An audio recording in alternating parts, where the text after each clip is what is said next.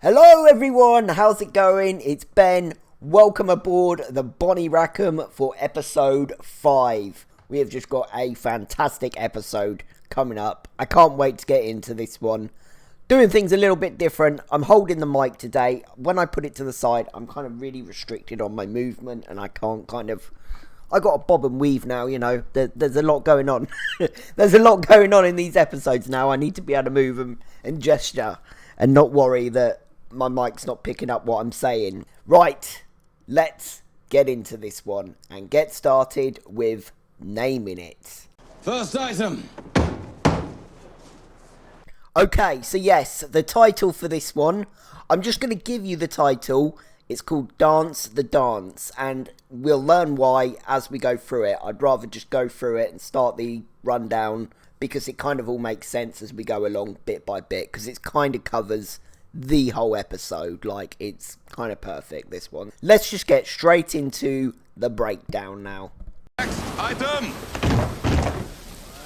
Okay, so yeah, we have a completely new writer and we have a completely new directed by. This one is written by Doris Egan and it's directed by Mark Munden. So yeah, two completely new creators at the helm.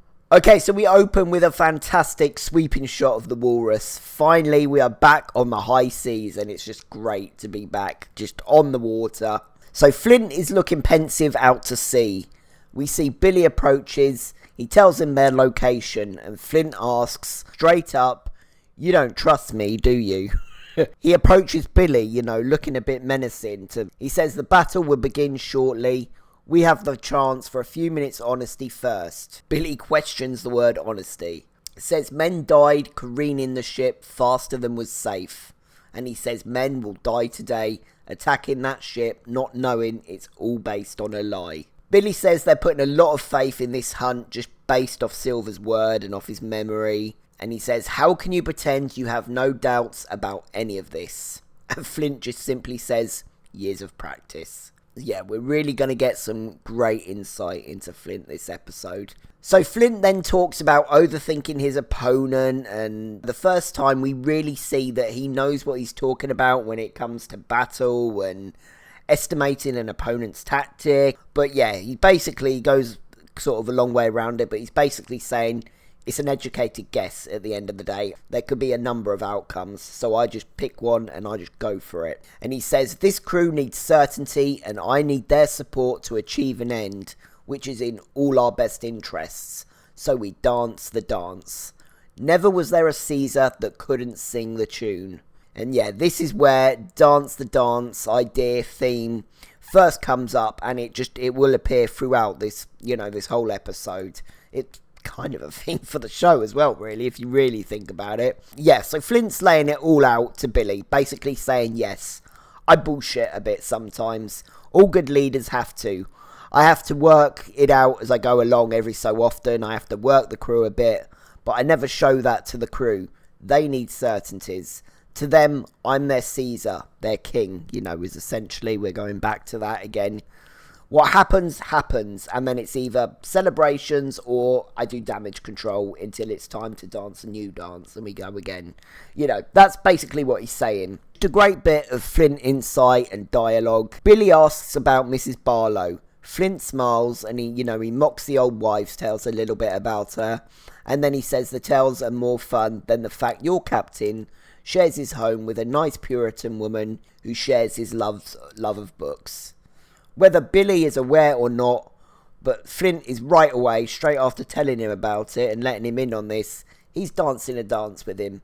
He's given him something, but ultimately giving away nothing. Billy asks him if that's the truth, but their conversation, or dance if you will, is cut short when the Andromache is spotted in the distance.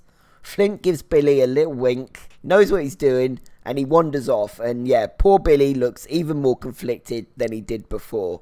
And yeah, what a fantastic scene to kick this episode off. So next, our Ranger trio enter the brothel. Vane's cleaned himself up a little bit. He's looking a little bit more with it, at least. He's not quite there yet, but he's at least not drugged up at the moment. He's clean. You know, he's on step 2 of the programme. As mentioned before, the brothel, it's not well run. Some poor woman is left cleaning up a right mess, obviously, from the night before. There's girls kind of cleaning themselves out just in full view, you know, no privacy. And ever the wordsmith, Anne says, well, this is a stupid fucking idea. Jack answers, you know, given the straits they're in, no such thing at the moment. They clearly need an income, and with Noonan gone, this is their best bet to keep what little crew they have left on side.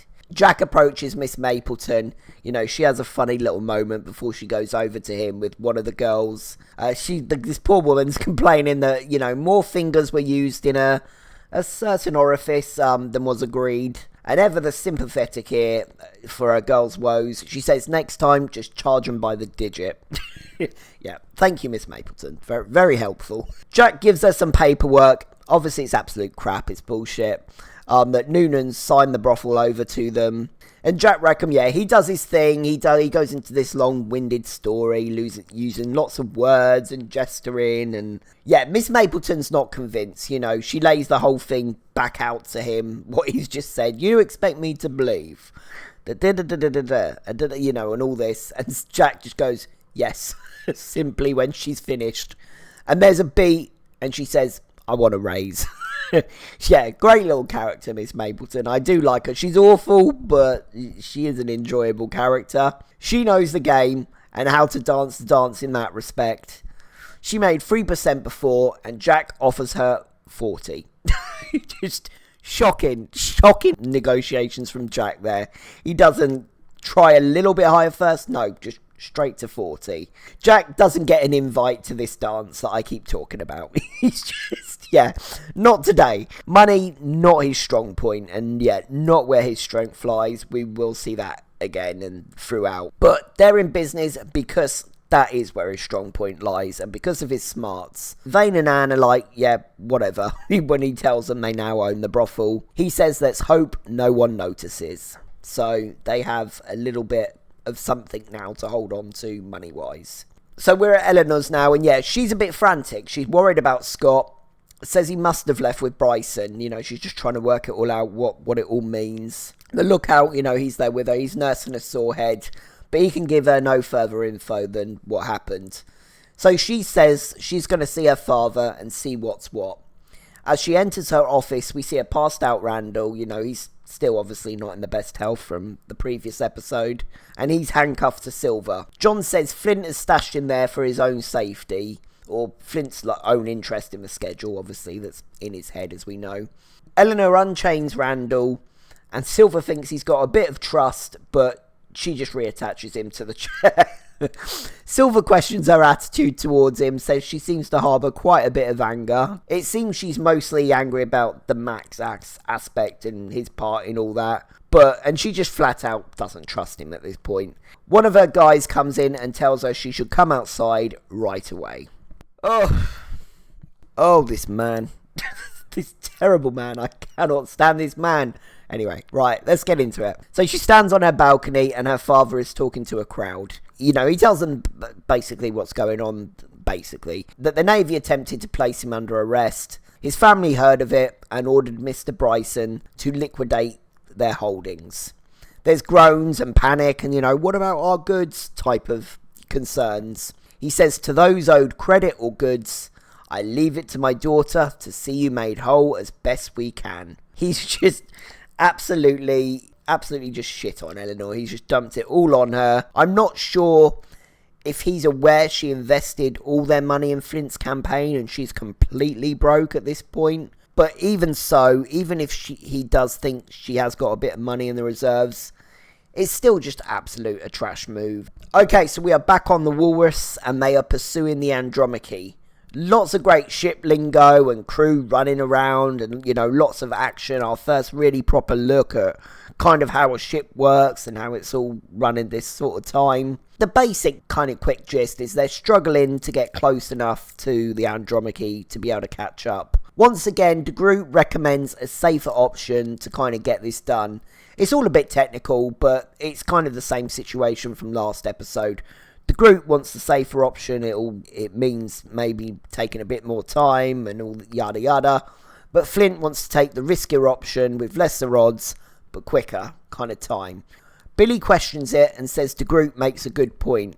And Flint gives him a look, and boy, can that man make a look to make your bumhole quiver. Like, he has a way, doesn't he? Toby Stevens just has a gift of just giving these looks that just make Flint terrifying. And yeah, and it makes... Billy backtracks a bit, and he says he thinks the ship can take it. Is Billy dancing the dance with Flint here, or did he back down a bit just in fear? Because we know from last episode he is scared of Flint at this point. Yeah, just more great ship goings on, you know. Some CGI when on water is still not great yet, as discussed earlier, but everything on the ship is great. It's a tough manoeuvre, you know, everyone's working flat out. Even Flint takes the wheel for himself just to try and get the job done. But they achieve their 7.5 knots, and you know, they are right on the Andromache now, right on her bottom. It's great to be along for, you know, for some great ship action, finally grinning along with Flint and Billy by the end of this scene. So Eleanor's sat in her chair, and her father comes in, and yeah, he has the nerve to say, "Good morning, dear." Don't you good morning me. don't good morning me, you twat. And yeah, she knows he sent Bryson away, calls him a shit for lying to her face. Basically, he says he had no choice.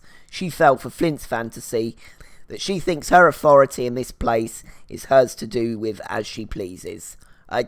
I'll give him that one, alright? Eleanor says, "I am more to this place than you ever were." Nice return, Barb, Eleanor. He calls her a child, like a game of tennis, you know, they're back and forth with the barbs and the quips. Says he knows Flint's in pursuit, but that Bryson knows his shit, basically, you know, he goes a long way around to saying that. And he says Flint will be returning empty-handed or not at all. He's working on a deal to make it a safe place for them in the interior. Says he won't ask her to walk out with him right now. He knows her pride would never permit it. Eleanor has a choice word for Miranda. It begins with C and rhymes with punt. Says her part in all this is Flint's problem, not her issue, but she wants to know what he threatened Scott with to make him betray her. He says they talk like men and he saw reason. Eleanor says, "Fuck you," as do I. And yeah, I'm back rooting for Eleanor a bit again. Yes, she's a maker of her own situation right now, I know, but she's clearly never had that parental type love. Her mum died when she was young, and we're seeing this cold, almost formal, business-like way her father interacts with her. Is just, there's no love like that there. You just can't see it. There's no touching, no hugs, no anything from it. It's just cold. And now she's dealing with all this with the knowledge that the only man who was the closest thing to a parent has gone and betrayed her, could be gone forever for all she knows, and she's on her own. I'll be raging at her again soon, no doubt, but you can understand and see, get to the root at least of why she is so rash and headstrong. She's had to dance her own dance all her life, in a way, I think, you know, which is pretty much what we've kind of seen from these last couple of episodes. And I think that really comes through quite well in this episode. So now, yeah, we're still with Eleanor, and we sort of see outside a guy called Lillywhite. He was kind of mentioned last episode. I don't think I brought him up. Hornigold mentioned him. He's not been keen on Eleanor for a while, and he's just been stirring crowds up. And he's got a nice kind of crowd with him, a big crowd, and he's getting them going in the square. He's getting them all worked up and angry at her. And yeah, she sort of has a look. I think she comes to the door, and one guy sees her and he just makes a beeline for her. And yeah, Hornigold and a couple of his men stop him at the door. He gets her inside, and inside he said he's got men trying to keep tempers in check. Suggests she sorts the money owed situation out ASAP. Otherwise, a bad situation is only going to escalate. Eleanor says no, she's no plans of winding business up here. She orders her man to get the captains of the island, you know, all the captains, to come to her tavern immediately. Hornigold, perplexed, says not sure that she understands how serious this is, and she tells him to sit and relax and everything is under control. It's not, but she's firming it well. So I'll give her that. I'll give her Eleanor that. She's fighting. She's not backing down. So we are back at the brothel now, sat in the little garden area with a snake just hanging out in a tree, as you do. Terrifying. I wouldn't be like, oh, you know what? No, no whores today for me. I'm going to be, like, over there where the snake isn't. Thank you. That'd be me anyway. Hammond and his kind of crew come into the courtyard and they're celebrating Eleanor's demise, her downfall. Jack, Vane and Anne are sat eating, well, Jack and Anne are eating, Vane's brooding with a cigar. Hammond approaches Jack and says, basically they're back in the game, so get off your ass and get us a ship. Jack says to assume they've seen the last of Eleanor is to, well, not know her. Says, they do well just to keep out the way, bide their time, and just be thankful they have the brothel and this new avenue of business for now. And yeah, Vane's just blowing smoke rings. He's not contributing to the conversation at all. He's adding nothing here. And Hammond looks to him for some sort of permission or, just something from him. But Vane just simply says, I'll be upstairs. And he buggers off. And Hammond heads out to go give Eleanor a hard time. And Jack sort of moans and like, oh, nothing can ever be simple, can it? And Anne scoffs and says, I can make it simple. Jack calls her darling again, which my heart every time he does that just goes, oh. Jack says if they are ever to hunt as a proper crew again, we will need, well, a crew. Points are made. The reality is, Hammond and his lot is all they have right now. Or otherwise, as we will see, it's all going to fall apart. He notices Anne's silent look, and I'm not sure if he thinks he's doing something she'd appreciate, or I don't know if he thinks he's doing something here when he suggests that they use Hammond's distraction to get Mrs. Mapleton to tend to the whore on the beach, or he's just testing the waters. But either way, Anne leaves her food and walks off kind of unimpressed, and I think Jack is just still not quite getting it and what's going on there. Well, he's not. I don't think he's not getting it. Okay, so now we're on the Andromache, and we see them up on deck getting cannons, ready for a battle. And then Mr. Hayes reports to Bryson in his cabin that the walrus will be upon them in 4 hours. He's not concerned. He's writing something down, he's doing some penmanship. He asks about the shipment of China plate. And I'm not sure why they're speaking in code. I mean, you already know he's a slave trader because he dropped a line, I think, episode 3 maybe, or maybe it was last episode, to Mr. Guthrie, when he suggested he was coming by to sell him some slaves. We know that's what he does, but maybe it was very easy to miss, so they kind of play this out a little bit for the big reveal at the end. It's just the two of them in the cabin, so I'm not sure why they'd still be speaking in code, but it's fine. So Billy is below deck with Dufresne and another guy, just another crew guy, basically saying it's all or nothing in terms of warfare. They're getting cannons ready and guns, and they're doing all that sort of stuff. And he says, it's all or nothing. He says, otherwise and he sort of trails off, and the other guy finishes for him, fucked. And Billy's like, thank you for that. He gives him a funny look. Billy hands Dufresne a pistol, and there's a little beat, and he's like, you can't be serious. Billy, I don't know if he has any idea the wheels he just set in motion, and has he just made a monster? Or would that switch have always happened with Dufresne at some point? My sweet, short-lived, lovely, innocent Dufresne is about to evolve by next season into a shithouse. Basically. Fair play to him. He does alright this episode. But Billy says they're going to be up against 60 men at least.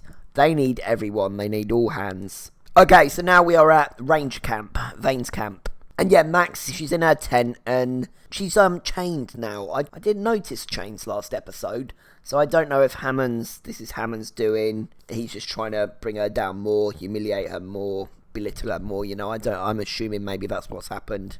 Anyway, Miss Mapleton and Anne, they enter the tent. Miss Mapleton, she's still same old. She's got no sympathy or concern for Max, one of her girls who's clearly in a very bad way, a very bad situation. She's very blasé about it all. And then, she's using some sort of horrific, some sort of anti-pregnancy device, isn't it? I don't really know the ins and outs of it, but it's just an awful, scary, terrifying looking thing. And Miss Mapleton, she just wants to get back to the brothel, back to her own work. She's like, oh, there's a thing, you never know what's going on at the brothel, it's absolute chaos. And it's like, I don't think she gives a shit, Miss Mapleton. I don't think she cares right now.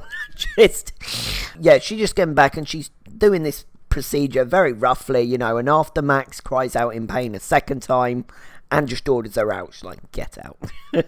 Yeah, obviously no argument from Miss Mapleton there. Yeah, with all due respect, probably not a device Miss Mapleton really needs anymore. So it seems Anne knows what to do to make the procedure just slightly less uncomfortable for Max.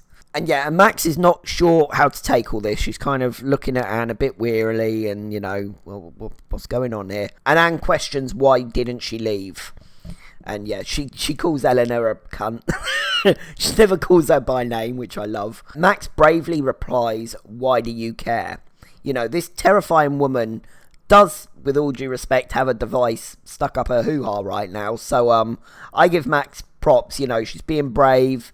And she's not broken after all she's been through, and she's questioning that, and she's calling her up on her, what she did. Anne just continues, and she says one of the men put his balls on her shoulder whilst she was asleep because he thought it was funny.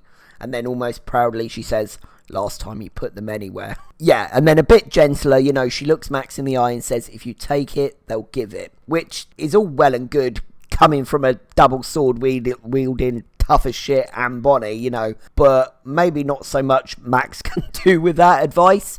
But it's coming from a good place from Anne, she's saying it to help, I think. Max still confused, at Anne's tenderness, and yeah, she says, you were the one that threw me to them in the first place. And Anne, says, I only thought they'd kill you.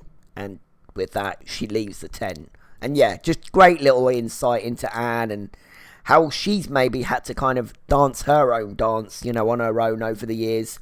And in a way, blend in as one of the lads and keep in the shadows unless she needs to make a point every so often because she's getting a bit of shit. Up until now, she's only let one person in, this kind of exterior, get close. And even then, Jack's not fully in to everything with her. And yeah, I think it's a small but great little Anne scene that tells you a lot. Okay, so back to Eleanor's side of things. And yeah, Lillywhite, we see he's still going. He's got a bigger crowd. Eleanor, obviously, in her office, she can hear all this, and so can Silver. She's trying to write something, pretend it's not happening, carry on with business. But obviously, it's going to be distracting when you've got someone calling you the C word and all other stuff every few minutes. Silver helpfully remarks, I think he's talking about you. Yep. Brilliant. Thanks, John.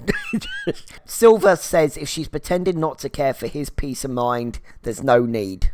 And she sort of says, it amuses me you think I care about your peace of mind.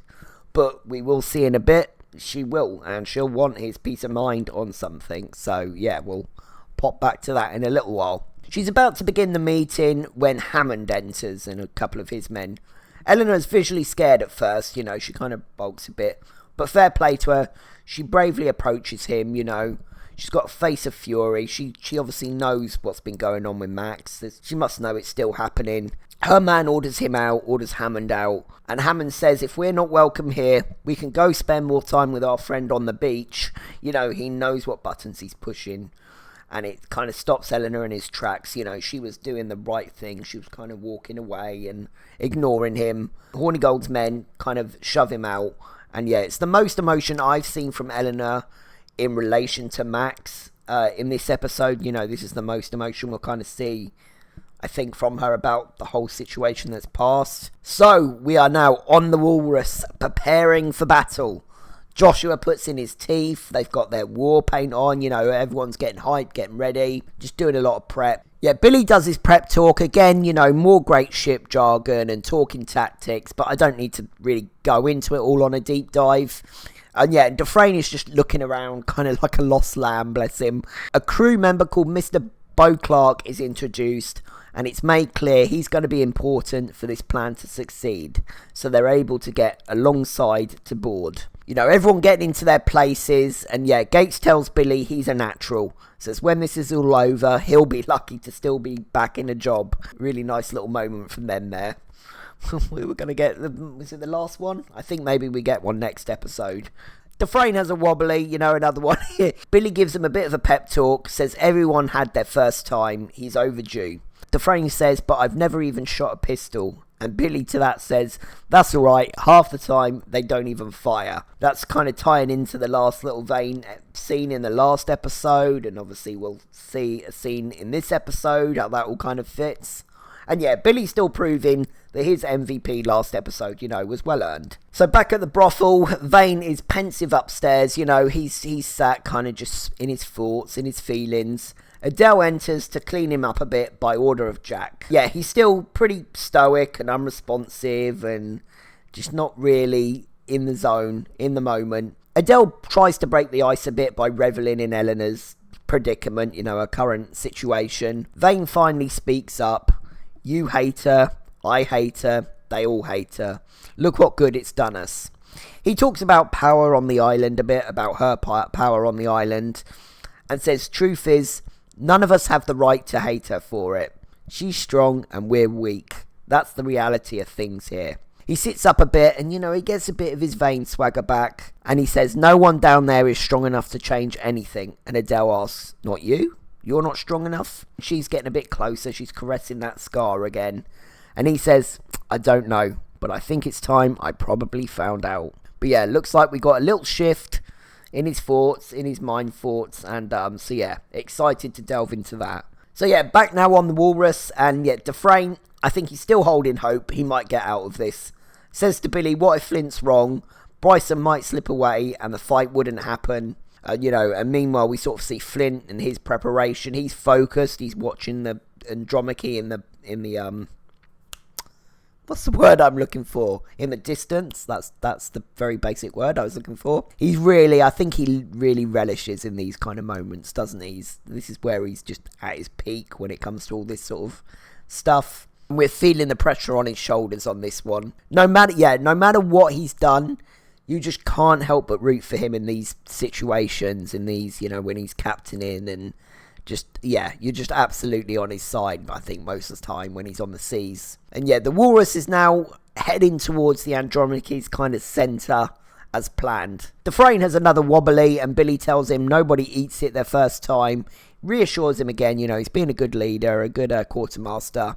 Gates says to Flint, I hope you know what you're doing. And Flint says, so do I. Going back to that first scene, and a lot of this is just going to be based on chance. Mr. Bo Clark is now in the crow's nest right on top. And yeah, it's clear now he's a sniper. Bryson orders the fire and cannons plough into the Walrus.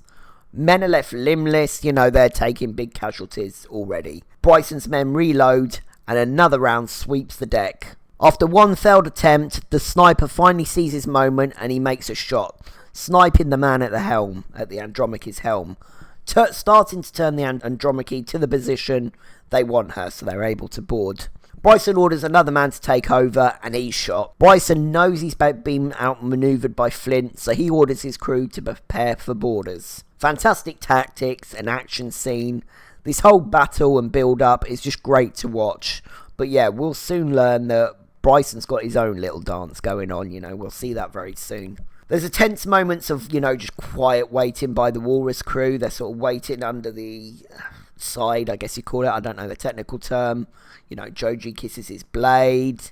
Some men are pensive. We saw the hype in the first episode, but we didn't know anyone then. Feeling the tension and fear, right along with them this time. We're attached to this crew now. We've got stakes in them, they've got stakes in what's happening. Dufresne takes off his glasses, and, and he shares a little moment with one of the crew right up on the top by the sides. They have a good luck kind of little smile or a nod or a kind of, let's do this. And then he's blasted in the head by a stray bullet.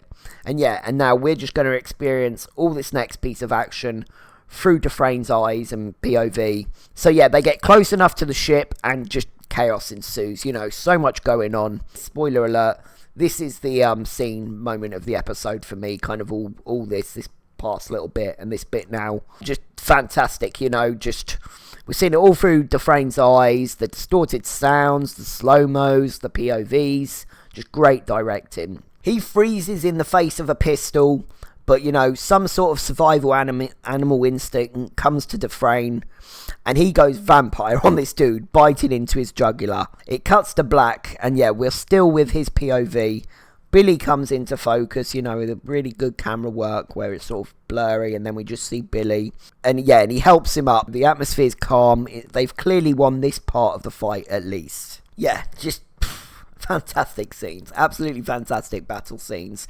But yeah, as we will see, it's not as simple as it first seemed. So yeah, we're back with Eleanor now. And yeah, she's got her meeting with the captains. You know, there's, I don't know, 7 of them. One of them, my boy Naff, he's there. I love Captain Naff. Eleanor knows they've heard what her father said earlier. She says, fuck him and fuck that. And yeah, I love Naff's face. He's just like... Eleanor lays the facts out. Basic gist, a couple of the captains present haven't been bringing in great amounts. Seems like she's pissed them off already, you know, by insulting them. She says, we're going to recreate my father's system here without my father. A consortium with all the men present sharing the profits. There's some dissent. They're like, oh, our men won't be happy, yada yada. But Eleanor kind of explains they'll be better off in the long run. Again, doing a dance, telling them what they need to hear in the moment so that she can get the result right here. Eleanor says none of this matters unless they can get people to agree to sell through them.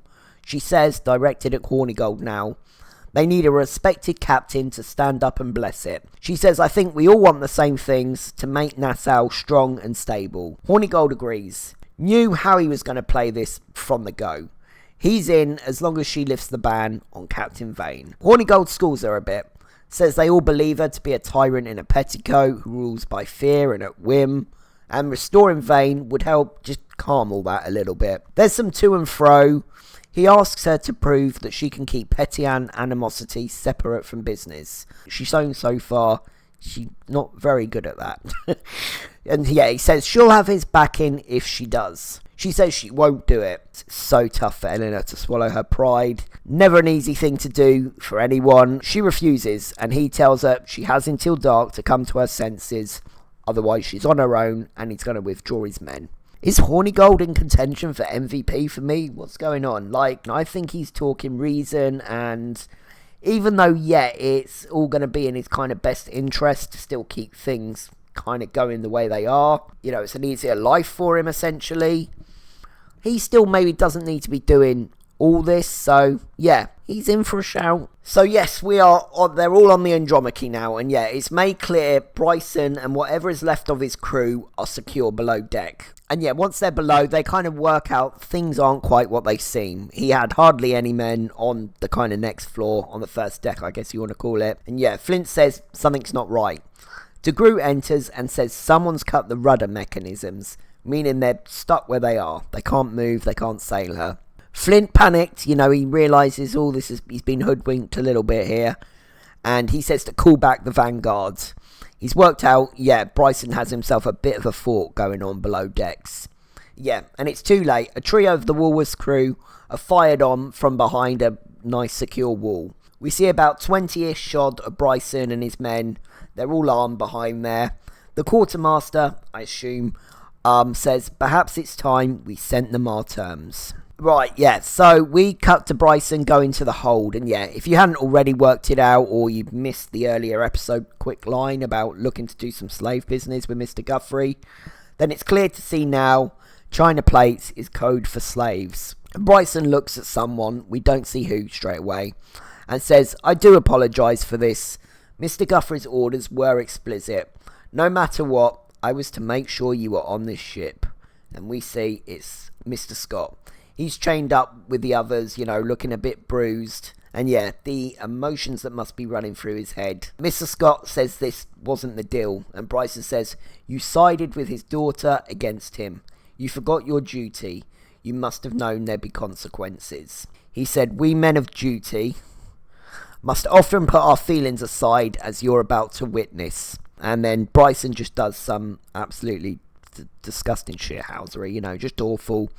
His man kills one woman in cold blood, and he goes to kill another woman, but one of the men, obviously begging, spare her, take me. And now Bryson has a pawn for his next move, his next play.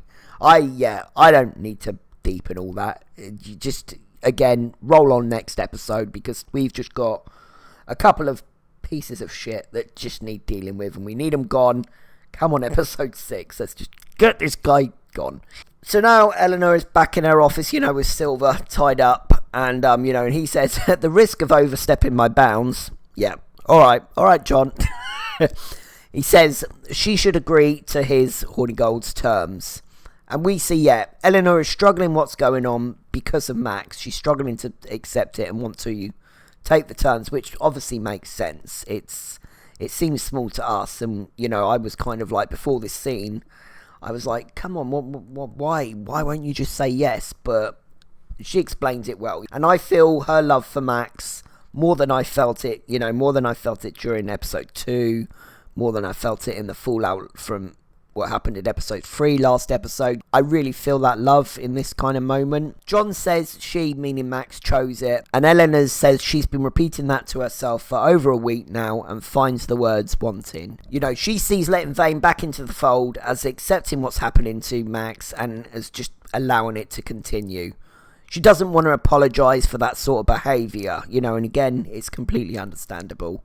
Eleanor says, convince me why I should betray her a second time. She knows once more, I think she has to choose business over Max. On paper, this is probably the easier decision and makes more sense than what she did the first time, because I think she had a bit more leeway the first time, whereas this time she doesn't. It's not a choice, really, if she wants this to continue. Silver says again, Max chose. Why? I don't know. Maybe it was spite, maybe it was strength, maybe it was who the fuck knows what. And he says, to be perfectly honest, I don't care. Because the moment I start making choices based on her decisions, I've given her a hell of a lot more power over my life than I am quite comfortable ceding to a perfect stranger. And he goes on to say, guilt is natural. It goes away if you let it.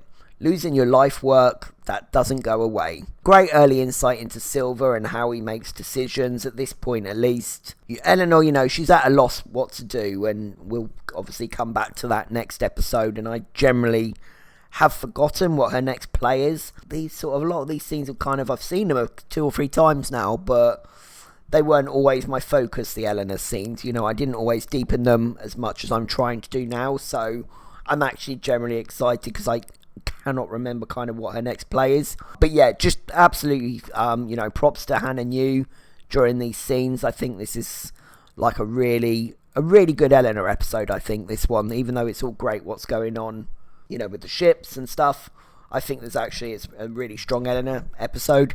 Yeah, so Vane is a man on a mission now. We see Jack chasing him through the square. He's unsure why Vane has requested a skiff. When things are slowly turning their way again, things are looking up, and Vane's, he's talking in riddles, and Jack calls him Chaz. I never noticed that before on a rewatch. I only caught that when, like I say, I'm doing this podcast because I was inspired by Fathoms Deep, which is a podcast, great, Black Sails podcast that a couple of ladies did way back when the show was still running. They have some interviews and stuff, and Toby Schmitz, says he snuck that in there. They didn't want it, production didn't want it, but somehow he snuck in the word Chaz, he snuck in the name Chaz. It made it through the edit. So I love that kind of little tidbit. Anyway, Vane says the problem was never in there, meaning Eleanor. He gets straight in the skiff and he is off for a little while. And again, we'll come back to him next episode. Next scene, obviously, Gates is obviously just confirming to Flint that Bryson secure as heck down there. He's good. No way to get the guns off the boat. Anyone they sent down there is going to get cut to shreds and they can't sell. And Flint knows they're missing something. In kind of, I guess it's Bryson's kind of cabin. Dufresne's blooded and, he's looking worse for wear. He just looks terrible, but he's back at what he's good at. And he's accounting, going through Bryson's papers. Billy checks on him. Yeah, Dufresne, names a few crew members that did die the first time. And then Billy names a few more. And yeah, we're going full circle to the beginning. Billy danced a little bit with Dufresne, told him what he needed to hear in the moment, and they got the result. And Dufresne kind of recognises this, and he thanks him for it, and he says it helped. So, 2 very different ways it's done.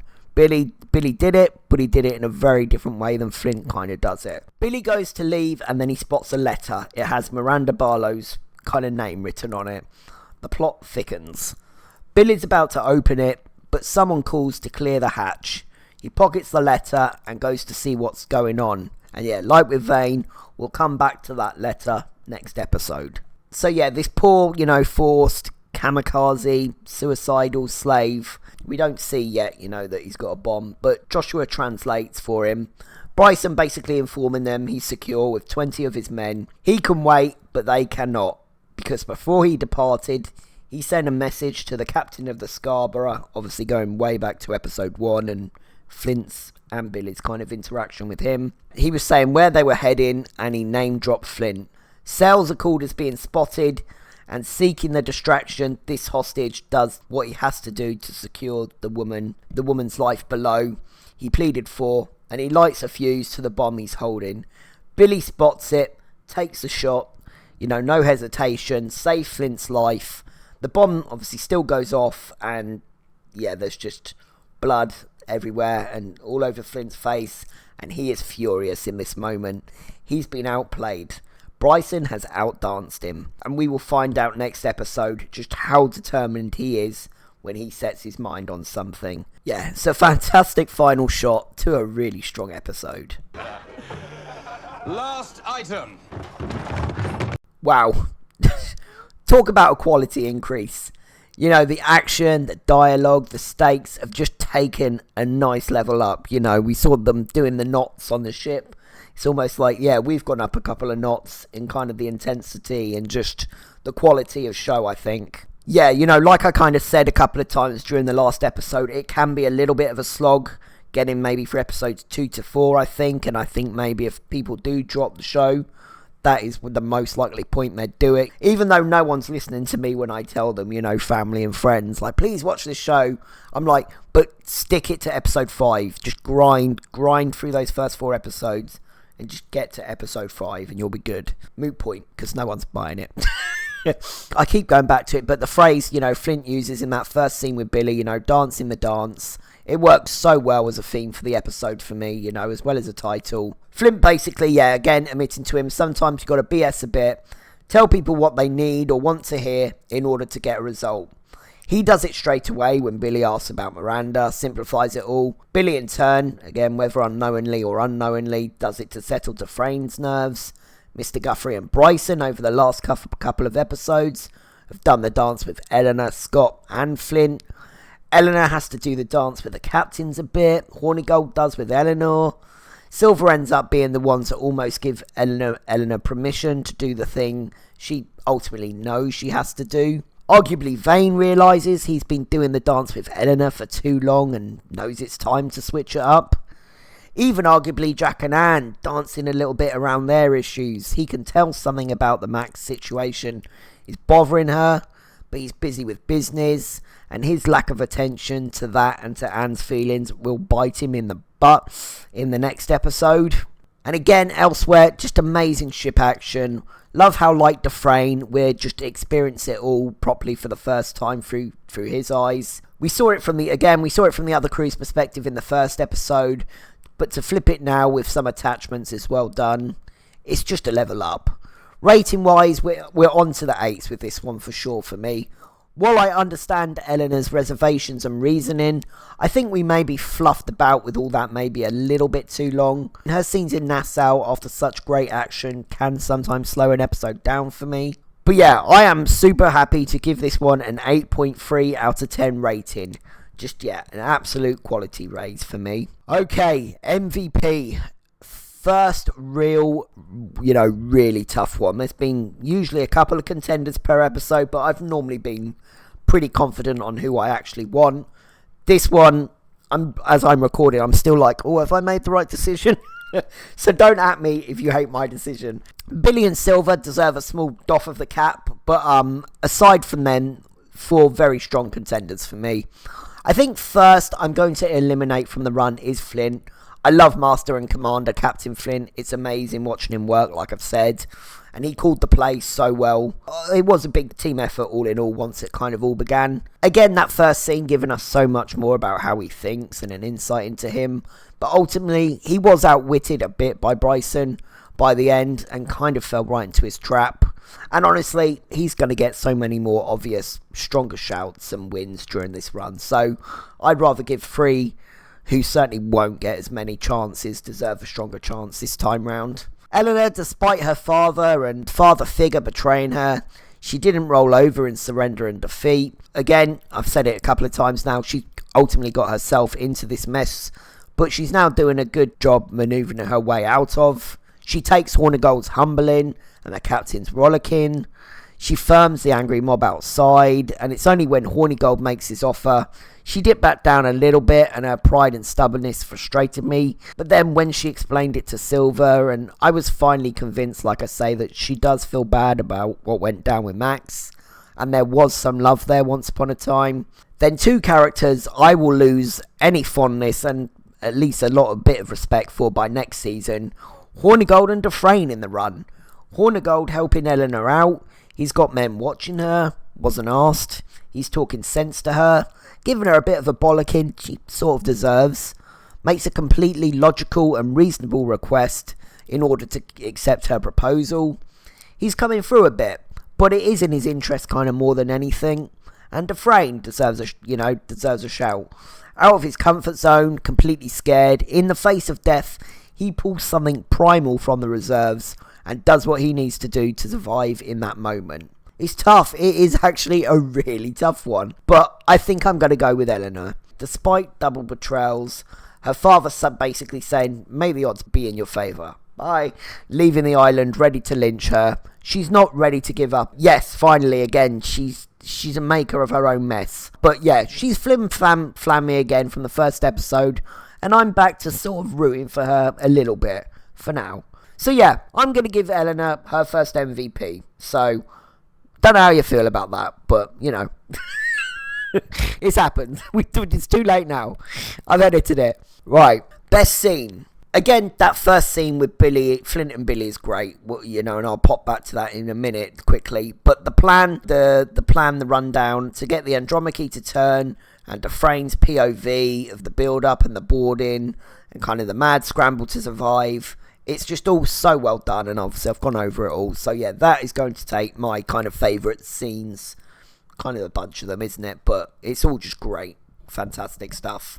So yeah, quote-wise, Silver gets a decent kind of girl, snap out of it kind of moment. Guilt is natural. It also goes away if you let it. Losing your life's work, that doesn't go away. Great little insight into him and how his mind works. But yeah, again, calling back to it. Flint's insight at the beginning. This crew needs certainty, and I need their support to achieve an end which is in all our best interests. So we dance the dance. Never was there a Caesar that couldn't sing the tune. Just really great speech and dialogue.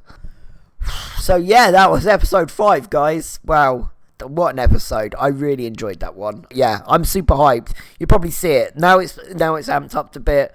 I'm amped up and I'm super excited. It's those last 3 were a little bit of a slog, but I'm super excited now. It's all kind of all good sailing, all smooth sailing. Well, it's not all smooth sailing, but you know what I mean.